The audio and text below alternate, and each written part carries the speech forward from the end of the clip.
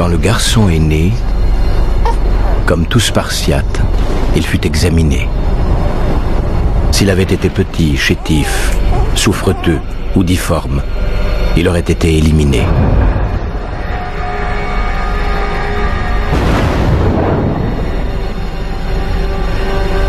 Dès son plus jeune âge, il fut initié à la violence du combat.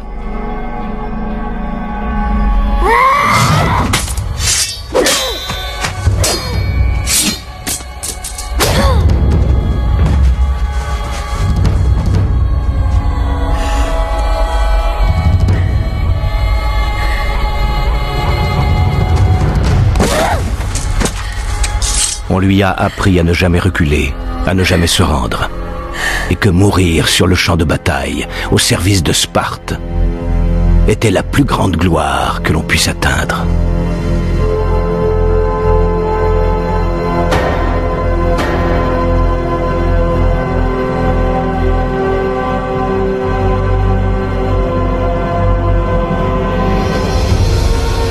À l'âge de 7 ans, comme le veut la coutume à Sparte, le garçon fut enlevé à sa mère et plongé dans un monde de violence.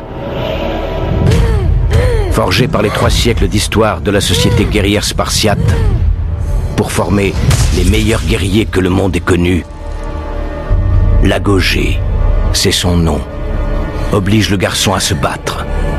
La femme le pousse à voler et, s'il le faut, à tuer. Il est puni à coups de trique et de fouet, entraîné à ne montrer ni douleur, ni pitié.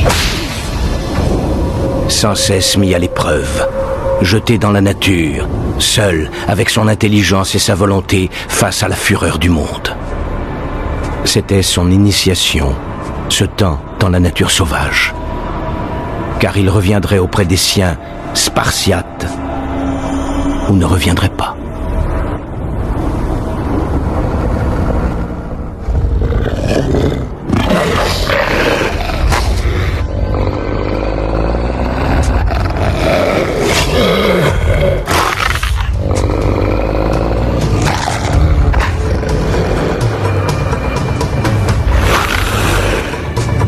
Le loup tourne autour du garçon, des griffes noires et puissantes, le poil sombre comme la nuit, les yeux rougeoyants, tels des rubis sortis du gouffre de l'enfer.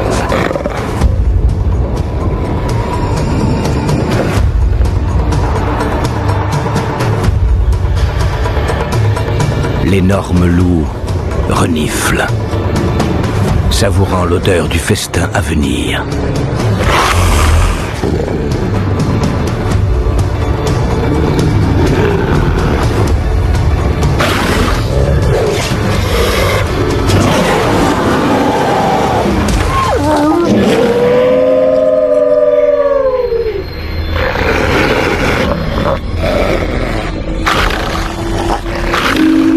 Ce n'est pas la peur qui le tient, seulement un sens plus aigu des choses.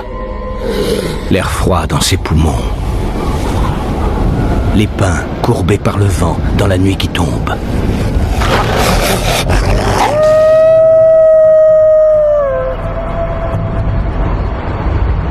Ses mains sont fermes. Sa position parfaite.